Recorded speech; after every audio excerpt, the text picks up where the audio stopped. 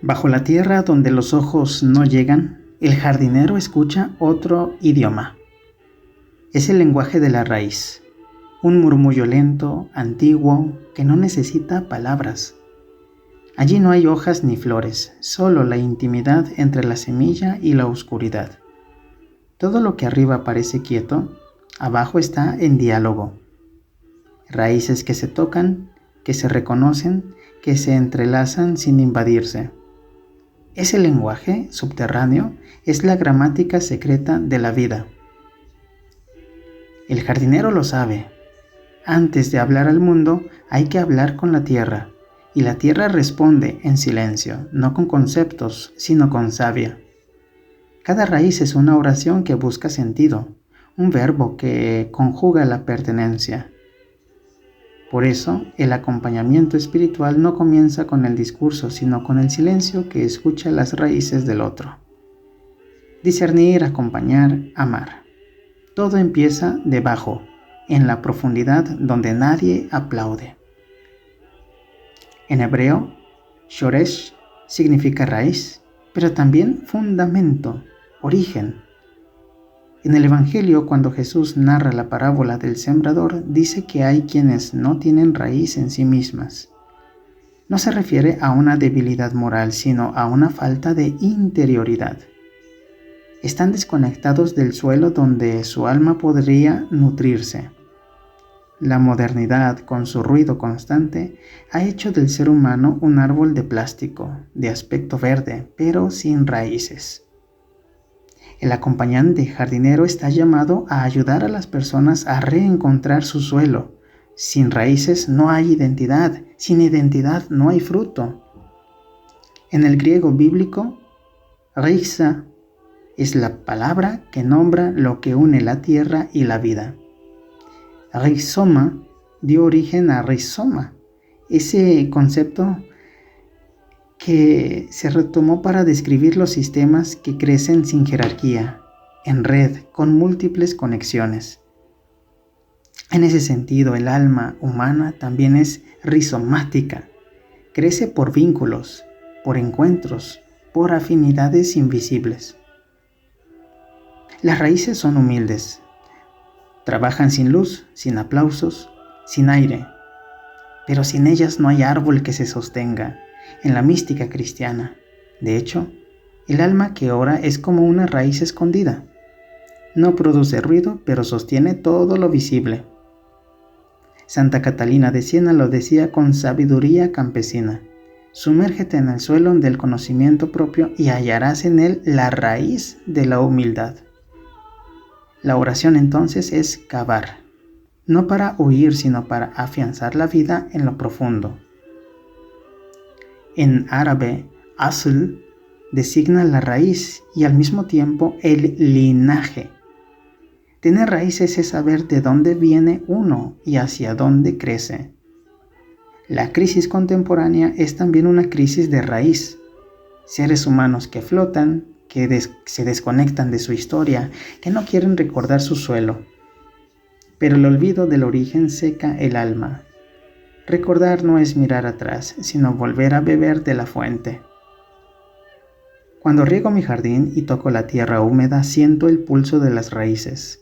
A veces, al trasplantar, me sorprende ver cómo se han entretejido entre sí, formando una red de sostén. Ninguna raíz crece aislada, se comunica con otras, se nutre de ellas.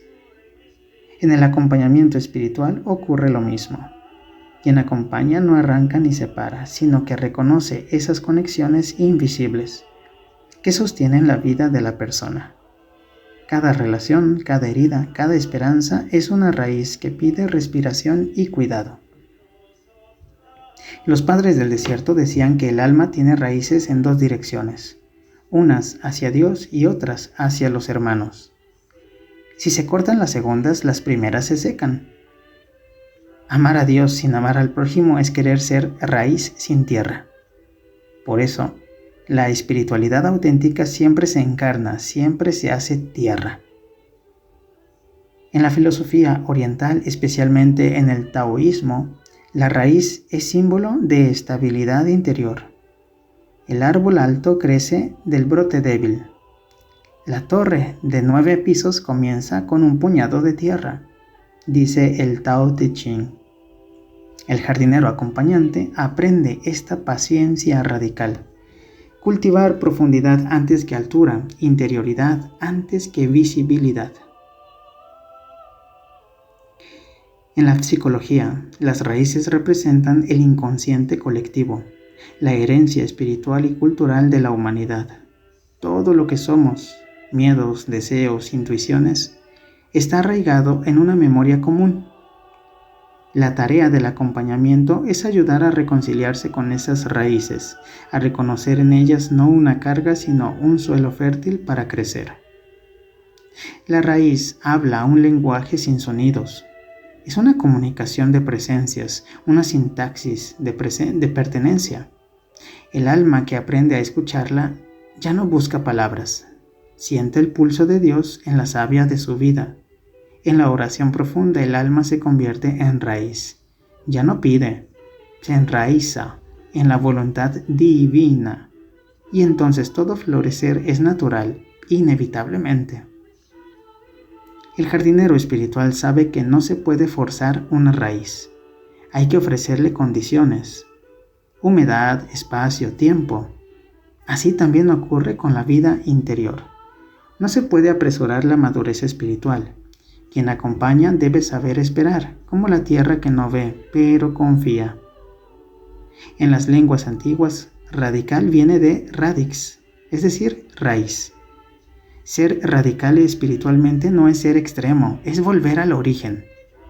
Jesús fue radical porque habló desde la raíz del amor, no desde las ramas de la ley.